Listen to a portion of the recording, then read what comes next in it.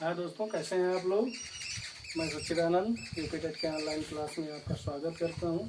पिछले लेक्चर में हमने पढ़ाया था आप लोगों को हिंदी के व्याकरण, हिंदी का व्याकरण जिसमें वर्णमाला पढ़ाई जा रही थी। वर्णमाला में स्वर पढ़ाया जा रहा था। स्वरों के भेद हम बताना स्टार्ट किए थे। तो स्वरों के भेद में हमने बताया था, एक पहला टाइप बताया था व्युत्पत्ति के आधार पे या उत्पत्ति के आधार पे। व्युत्पत्ति के आधार पे हम स्वरों का डिवीजन बोले थे। आधार इसके आधार पर स्वर मूलतः दो प्रकार के भागों में बांटा गया था। पहला था मूल स्वर, दूसरा था संधि स्वर। मूल स्वर कितने होते थे? 4। संधि स्वर को 2 पार्टों में डिवाइड किया गया था, दीर्घ स्वर और संयुक्त स्वर। संयुक्त स्वर दीर्घ स्वरों की संख्या 3 थी और संयुक्त स्वरों की संख्या क्या थी? 4 थी। तो टोटल स्वरों की संख्या अगर हिंदी में पूछी जाती है तब हम लोग क्या लिखेंगे? 4 3 7 4 11। तो हिंदी में कुल स्वरों की संख्या कितनी होगी? 11। अब कहीं कहीं कभी कभी 10 ऑप्शन में लगाया जाता है, वो कैसे होता है इसको हम लोग समझते हैं। हिंदी में अगर पूछा जाए कुल स्वरों की संख्या क्या होगी? 11। लेकिन अगर पूछ लिया जाए मात्रा की दृष्टि से हिंदी में स्वरों की संख्या कितनी होती है? तो होती है 10। क्यों? क्योंकि जितने भी स्वर हैं आ, इस छोटे आ की कोई मात्रा नहीं होती है। कोई भी वर्ड अगर हम लिखेंगे तो इस छोटे आ को हम नहीं लिख सकते हैं। बड़ा आ की मात्रा अगर लगाना है तो हम 1 पाई लगाते हैं।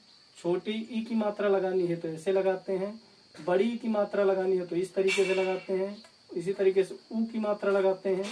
छोटे ऊ की, बड़े ऊ की, री की, ऐ की, आए की, ओ की और आओ की, ऐसे मात्राएं लगा देते हैं। लेकिन आ की कोई मात्रा नहीं होती, इसलिए मात्राओं के आधार पर अगर पूछा जाए स्वर कितने प्रकार के होते हैं तो होते हैं 10 प्रकार के। ठीक। तो उत्पत्ति के आधार पर स्वर को मूलतः कितने भागों में बांटा गया? 2 भागों में। कौन कौन से? मूल स्वर और संधि स्वर। अब अगला हम कालमान या मात्रा के आधार पर स्वरों का विभाजन हम करेंगे मात्रा के आधार पर। दूसरा, पहला हो गया उत्पत्ति के आधार पर, दूसरा हो गया मात्रा के आधार पर। मात्रा के आधार पर स्वर 3 प्रकार के होते हैं। ह्रस्व स्वर, दीर्घ स्वर और प्लुत स्वर।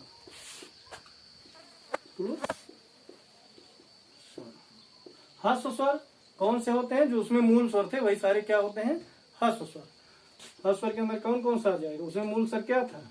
आ, ई, उ और री। ठीक। बाकी जितने स्वर बचे हैं वो क्या हो जाएंगे? दीर्घ स्वर। कौन कौन से? बड़ा, बड़ी, बड़ाऊ, ए, आए, ओ और आओ। ये क्या हो गया? दीर्घ स्वर। इसमें कोई मात्रा नहीं। ठीक।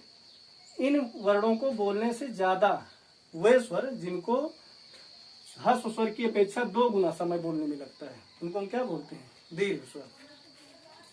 तीसरा टाइप है प्लुत स्वर। प्लुत स्वर 3 के आकार का लिखा जाता है या इस तरीके का लिखा जाता है। ठीक। इन स्वरों का उपयोग हम कहाँ करते हैं? जैसे हमें किसी चीज को पुकारना हो, किसी दूर स्थित वस्तु को लाने के लिए कहा जाए, या कोई व्यक्ति बहुत दूर स्थित है उसको बुलाया जाए, तब फिर हम, ठीक है, जैसे राम को राम न कह के तुरंत कहा राम, इस तरीके से बोला जाए तो वहां पे हम प्लुत स्वर का यूज करते हैं। जैसे ओम लिखा जाता है, ओम इस तरीके से बोला जाता है ना, तो ये यहाँ पे हम प्लुत स्वर का यूज करते हैं। ठीक।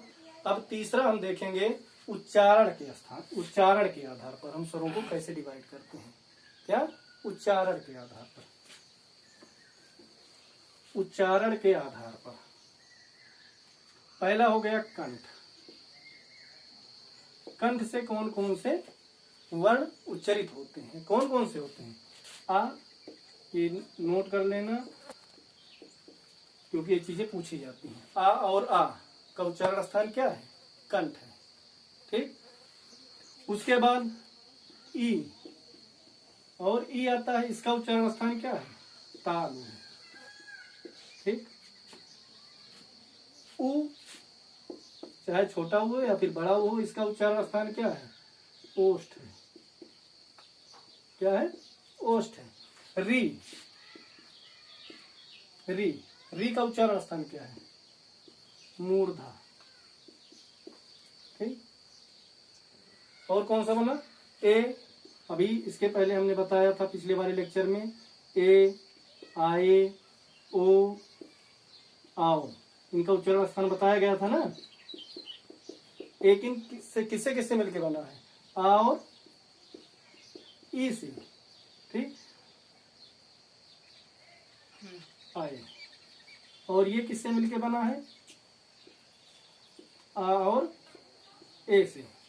ठीक। ओ किससे मिलके बना है? आ और उ से। आओ किससे मिलके बना है? आ और आ प्लस ओ से। ये चीज बोला गया था ना।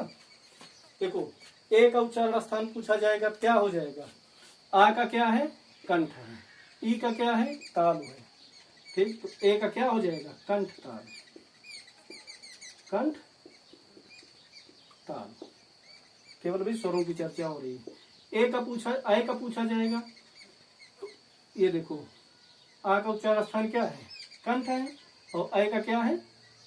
ए का कंठ और तालु है। ठीक। तो इसका भी सेम यही हो जाएगा। ठीक है ना। जो ए का उच्चारण स्थान है वही आय का भी होगा, जो ओ का है वही औ का भी होगा। आ का कंठ है, उ का ओठ है, ओष्ठ है, इसीलिए ओ का क्या हो जाएगा? कंठ ओष्ठ, कंठोष्ठ। या कंठ प्लस ओष्ठ लिखो, और या फिर कंठोष्ठ लिख दो। इन दोनों का उच्चारण स्थान क्या हो जाएगा? कंठोष्ठ। दंत से उच्चारण स्थान किसी स्वर का नहीं होता हिंदी में। हिंदी में दंत से किसी स्वर का उच्चारण स्थान नहीं होता है। इसीलिए, और संस्कृत में लिरी एक शब्द होता है, लिरी को भी स्वर लिया जाता है संस्कृत में। संस्कृत सब्जेक्ट में लिरी को हम स्वर मानते हैं, लेकिन हिंदी में लिरी, लिरी, ये लिरी। ठीक है। लिरी को स्वर हिंदी में नहीं माना जाता है।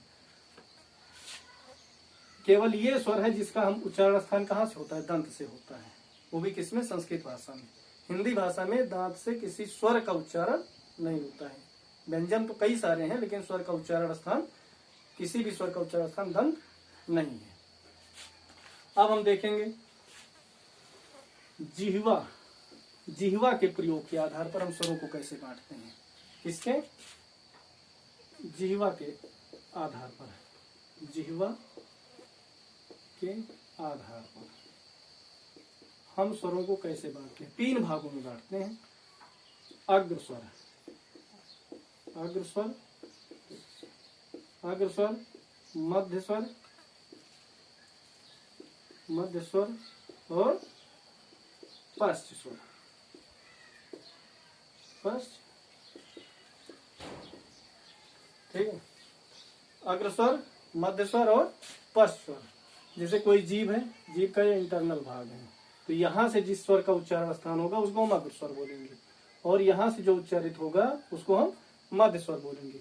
इसके अंदर से जो उच्चारण होगा जिस स्वर का, उसको हम पश्च स्वर बोलेंगे। क्लियर।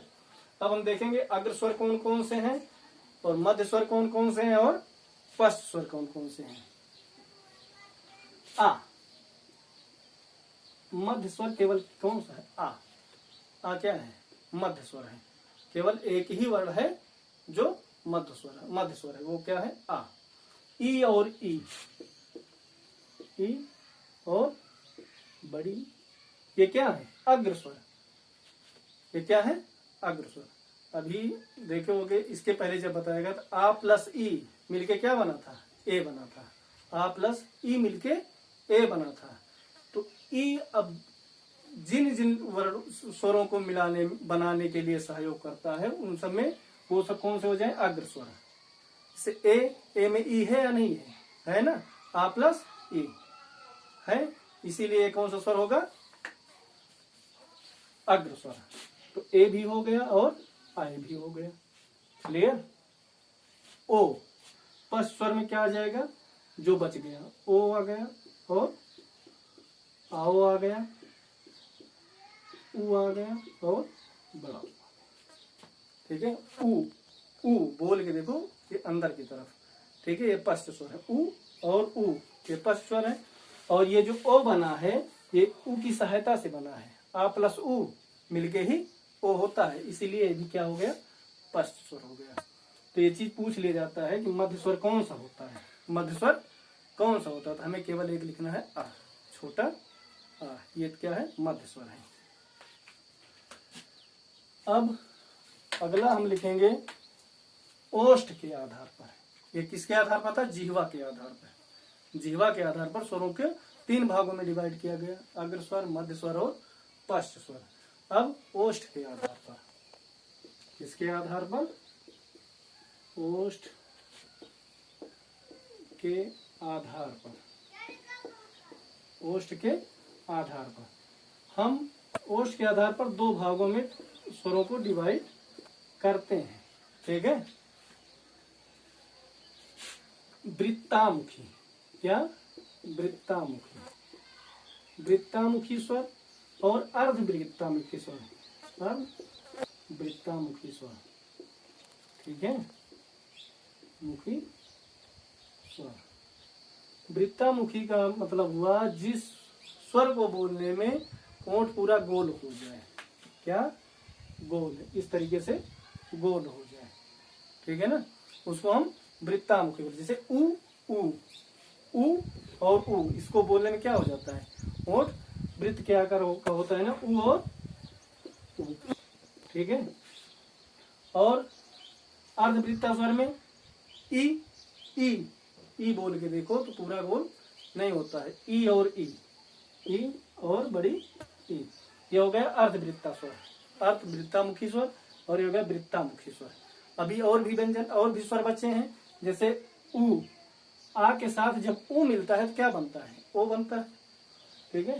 तो इसके अंदर क्या आ जाएगा? ओ बोल के देखो और गोल हो जाता है। ओ आओ ना। और ई के साथ जब आ ई के साथ मिलता है क्या बनता है? ए आए, इसीलिए इसके अंदर क्या आ जाएगा? ए और आए। ठीक है? इसीलिए क्या हो जाएगा? ए और। हाँ, तो ये हो गया आपका स्वर के भेद। स्वर के भेद कितने तरीके से हमने करके दिखाया? व्युत्पत्ति के आधार पर या उत्पत्ति के आधार पर। दूसरा हो गया मात्रा के आधार पर। तीसरा हो गया उच्चारण के आधार पर, जिह्वा के आधार पर और ओष्ठ के आधार पर। ये हो गया आपका स्वर। स्वर इसमें कंप्लीट हो गया। अब स्वर के बाद में हम लोगों को पढ़ना है व्यंजन। व्यंजन को नेक्स्ट लेक्चर में अच्छी तरीके से हम लोग सीखते हैं। तब तक के लिए थैंक्स।